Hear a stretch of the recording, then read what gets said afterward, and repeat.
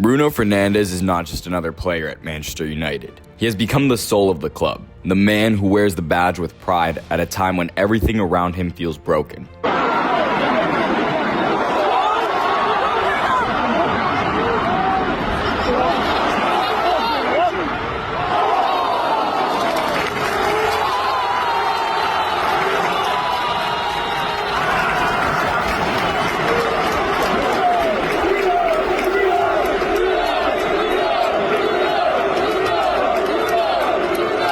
United have gone through the darkest years of their modern history, collapsing to humiliating depths. Yet in the middle of the chaos, Bruno has been the one who never gives up, never stops running, never hides from responsibility. Into the feet of Bruno Fernandes. Fernandes! He has fallen again and again with this team, and every single time, he gets back up, carrying the weight of Old Trafford on his shoulders, like a true Red Devil.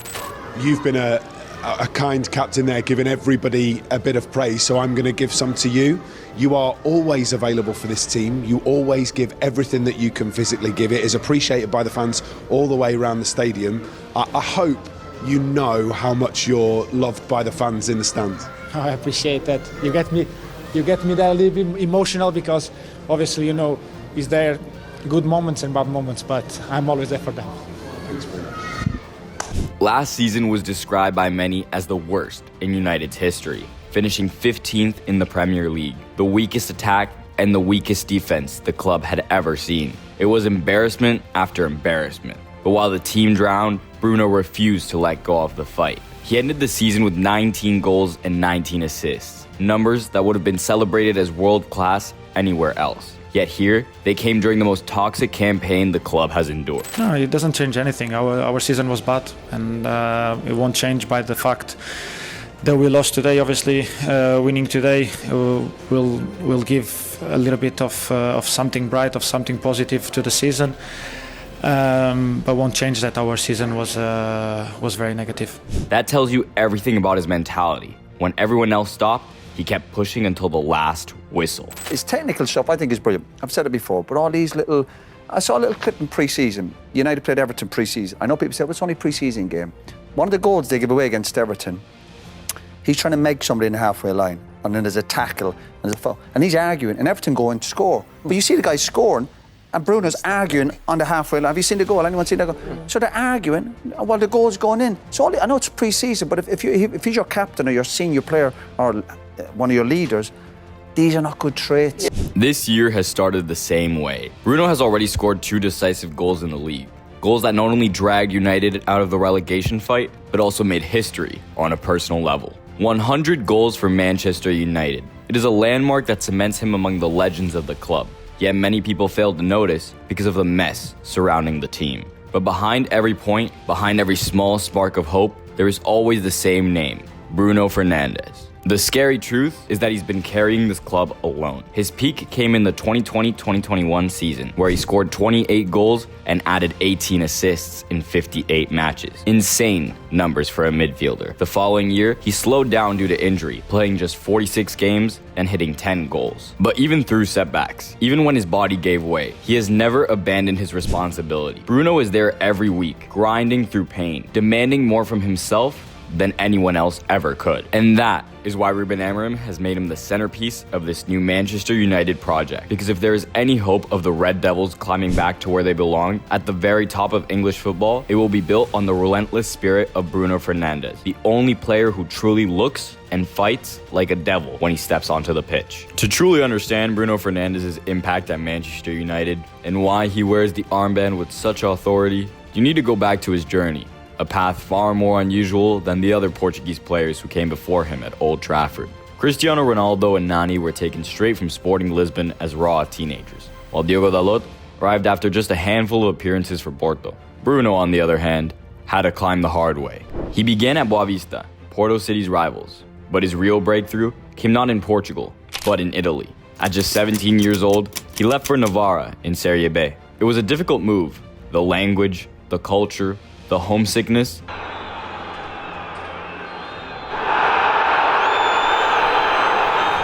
But instead of breaking him, it shaped him. Bruno taught himself Italian, adapted to the intensity of a new league, and by the end of his first season, he had already helped Novara reach 5th place. His maturity was impossible to ignore, and soon, Udinese brought him into Serie A. 3 seasons in Udine gave him experience, but also frustration. 95 games, 11 goals. Flashes of brilliance, but not yet the finished article. Then Sampdoria came, offering him the iconic number 10 shirt once worn by Roberto Mancini.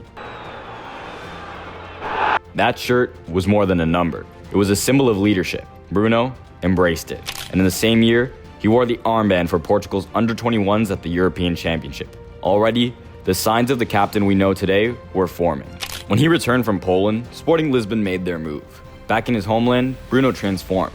Once seen as a deep-lying, Pirlo-type midfielder in Italy, he reinvented himself as a dynamic playmaker. His first season was spectacular. 16 goals and 20 assists, the League Cup, and the award for Premier League Player of the Year. The national team came calling too, with Fernando Santos handing him his first senior cap before taking him to the 2018 World Cup. But it was the chaos at Sporting that forged his character even more. After 7 senior players ripped up their contracts in protest at the club's turmoil, Bruno stood out. He also canceled his deal, but unlike others, he came back and renewed, stepping into a bigger leadership role. From that moment, he wasn't just a midfielder, he was the heartbeat of the team. Then came the 2018-19 season, the year Bruno Fernandes exploded. 20 goals and 13 assists from midfield, 33 goal involvements in total, the most of any midfielder across Europe's top leagues. Once again, he was named Player of the Year, while Sporting lifted the Portuguese Cup and repeated their League Cup triumph. After Nani left for Orlando City, Bruno was handed the captain's armband. He was no longer the kid learning in Italy. He was now the leader of Sporting Lisbon, carrying the team on his back. And that was the moment destiny knocked on his door. Manchester United, desperate for a spark in the middle of their darkest era, came calling. The chance of a lifetime had arrived. The chance to become a Red Devil.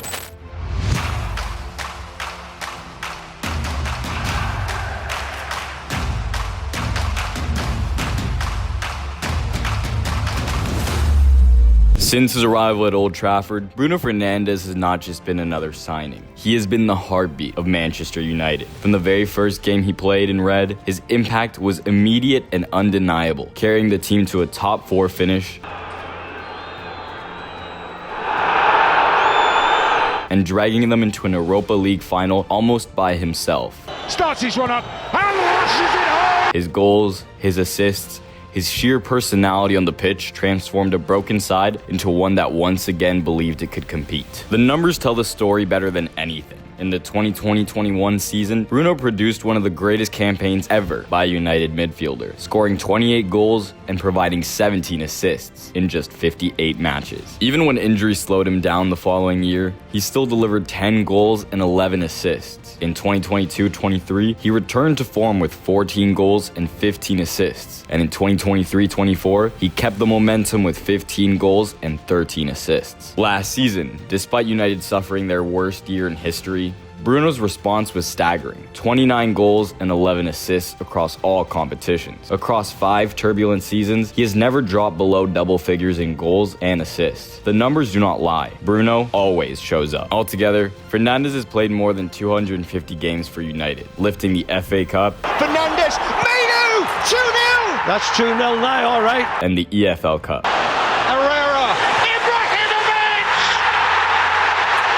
Reaching the Europa League finals of 2021 and 2025, and even another FA Cup final in 2023. On the European stage, he has twice finished as Europa League's top scorer, with 8 goals in 2019 and 2020, and 7 in 2024-25. This is the kind of consistency that very few midfielders anywhere in Europe can match. But Bruno's story at United is not only about statistics. It is the story of a man who became captain in the most turbulent era of the club's modern history, and never flinched. When results were humiliating, when United collapsed to their lowest ever league position, Fernandes refused to hide. He kept running, kept creating, kept scoring, dragging his side forward even when all seemed lost. This is why Stretford End still sings his name with passion, because for them, Bruno embodies what it means to fight for the shirt. Off the pitch, his charisma and relentless professionalism have set the standard for others to follow. Younger teammates point to his example. He trains harder than anyone. He demands more of himself before demanding from others. And he never accepts defeat. That mentality has made him not just a captain, but the undisputed leader of the dressing room. And here lies the scary truth. As long as Bruno Fernandes wears the armband and steps onto the pitch, Manchester United will always have a chance, no matter how dark the times may seem. The darkest periods in the club's history,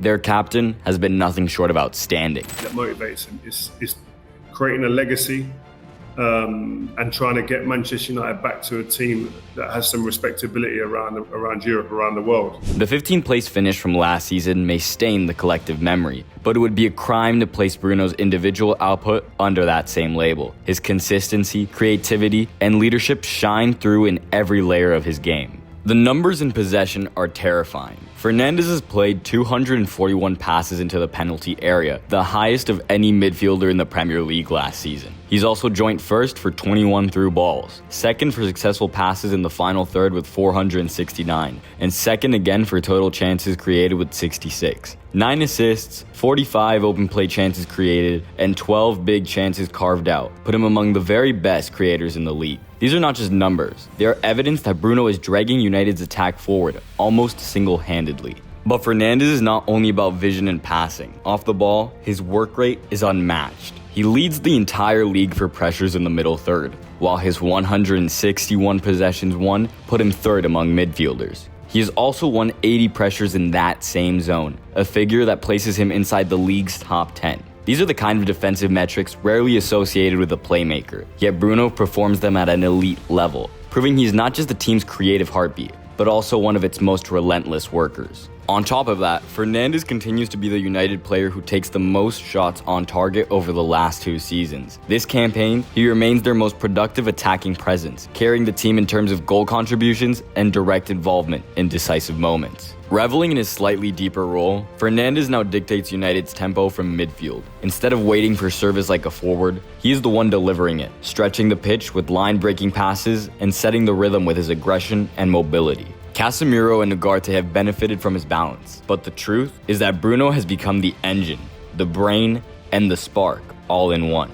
And when you step back to view his legacy in the Premier League, the picture gets even clearer. Since 2003 and 4, Fernandes has been the 6th most productive chance creator in the league, averaging 2.84 chances created per 90 minutes. The only players above him, legends like Kevin De Bruyne, Mesut Ozil, David Silva, Ryan Giggs, and Cesc Fabregas. Bruno Fernandes sits firmly in that pantheon, proving he's not just a bright spot for United, but one of the Premier League's greatest midfielders of the modern era. Across the last 5 years, only Mohamed Salah and Kevin De Bruyne have delivered more assists than Bruno Fernandes, and yet, in many ways, it is Bruno who has been the Premier League's most relentless creative force. The statistics do not flatter him, they reveal the reality. Since arriving at Old Trafford, he has produced 97 more key passes than any other player, dominating both open play and set pieces with a consistency that feels almost unnatural. These are not the numbers of a good player, they are the numbers of a legend in the making.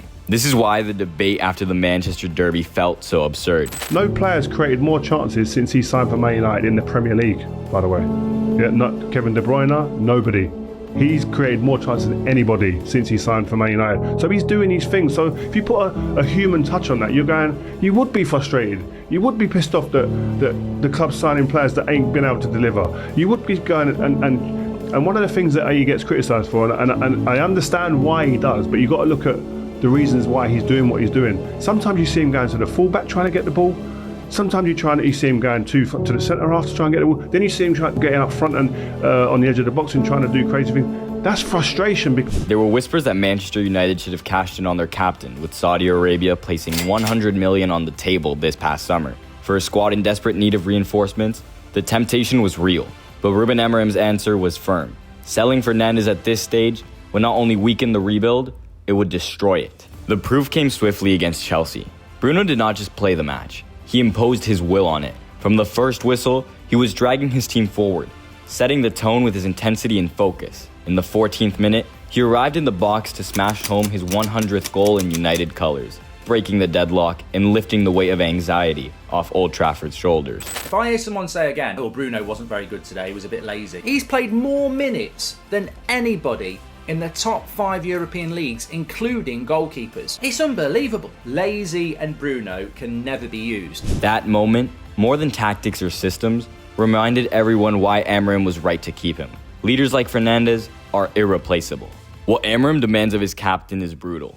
Control the tempo from deep, dictate the build-up, and still deliver in the final third. It can be. We can change during the game, but I think Bruno, we miss Bruno sometimes when he's playing as a number 10. And sometimes when he's playing as a number 10, he can get the ball, and nobody says a number 10. So I think it's a good position for him. I really like when Bruno has the ball, and if you have the threat of players, Rasmus, Mateus, Brian in the space, if you have a player with the quality with Bruno without pressure on the ball, I think it's really important. Give us more option. But he can play in front also, so we'll see. Yet on Saturday, Fernandes rose to the occasion, embodying the very definition of captaincy. The point of the captain, Amorim admitted afterwards, is to be the best he can be in every situation to make the team better. Even as the game slipped into chaos in the closing stages, Bruno refused to crumble. He dispossessed Reece James in the midfield, surged forward and almost scored a thunderbolt that would have sealed the night in spectacular fashion.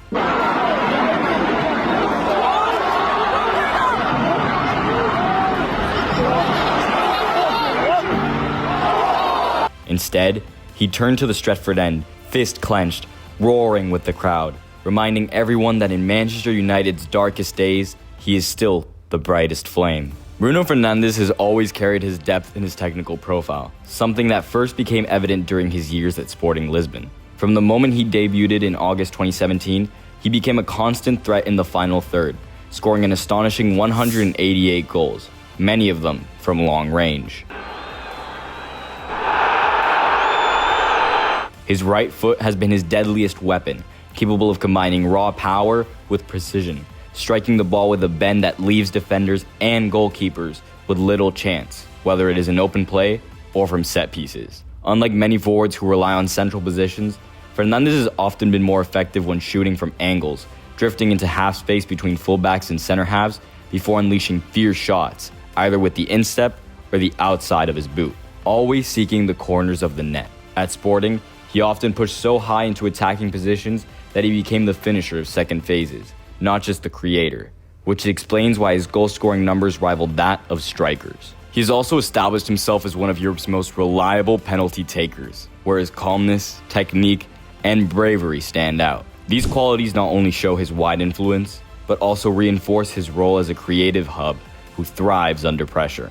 Beyond his goals, Fernandes is highly effective operating from advanced areas or even drifting wide.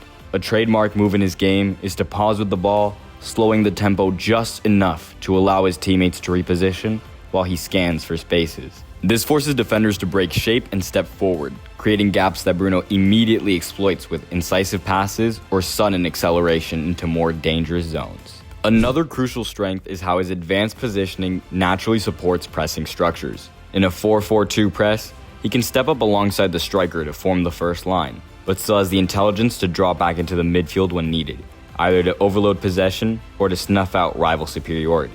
His aggression, intensity, and ability to mirror the ball carrier's movements make him a highly effective presser, in a role not too different from that of Bernardo Silva at Manchester City. This variety in his game is what makes Fernandes so unpredictable. He can break down defensive blocks from central pockets, or drift wide to create passing angles, and while his deep distribution can sometimes lack absolute precision, the threat of his forward balls always forces opponents to retreat.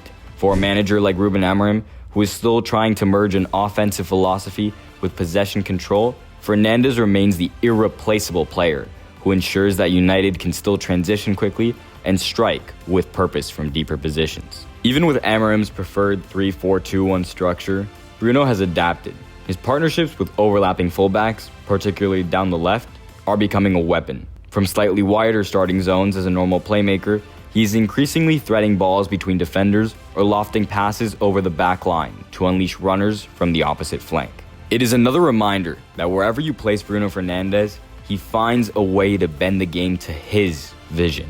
Bruno Fernandes is not perfect. Everyone knows there are matches where his emotions spill over, where his body language screams frustration, and it looks like he's carrying the entire weight of Old Trafford on his back. Sometimes, it may even feel like a tantrum, a cry of anger when nothing works for Manchester United. But the truth is simple. No one else steps up like he does. Sometimes you look at him. Bruno is massively disrespected. Like, all this talk about he's not captain material and he's trying to look for negatives in his game. Some of the things he gets called out for are his body language, etc. Yeah, there can be improvements in there. But that is born out of frustration. If other people are doing their jobs, I don't then need to go there and try and show you how to do your job. When you look at it and people go, he's out of position and he's doing this. Because I actually feel sorry for him in a sense. No player's created more chances since he signed for Man United in the Premier League, by the way. Yeah, not Kevin De Bruyne, nobody. No one else dares to take responsibility when the team collapses. No one else lives every single second with the badge burning in his chest. Because when United needed someone to drag them forward, Bruno was always there.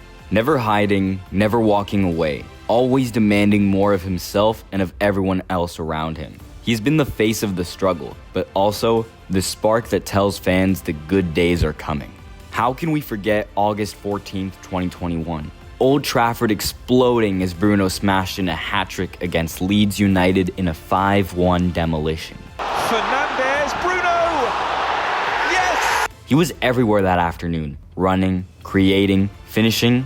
That was the day he showed he could dominate the Premier League like the greats. How can we forget February 2nd of 2021 when United destroyed Southampton 9-0?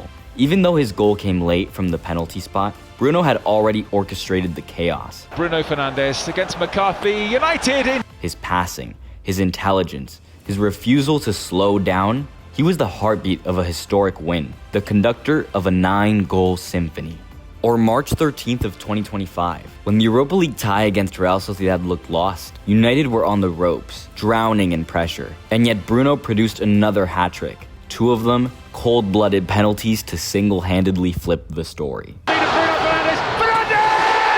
That night wasn't just about the goals. It was about character, about refusing to let Manchester United be forgotten on a European stage.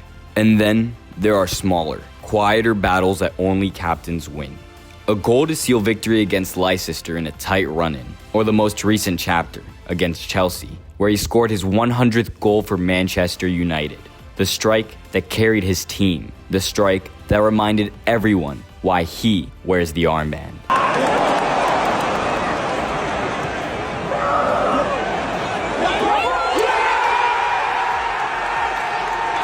Bruno Fernandes has been the relentless fire in the middle of Manchester United's darkest storm. He may be flawed, he may show his emotions more than others, but that is what makes him human.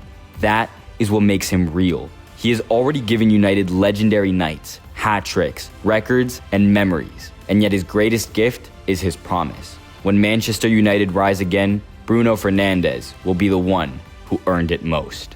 Because if there is one player in this era who truly deserves the good days, who truly deserves Old Trafford's roar when glory returns, it is him.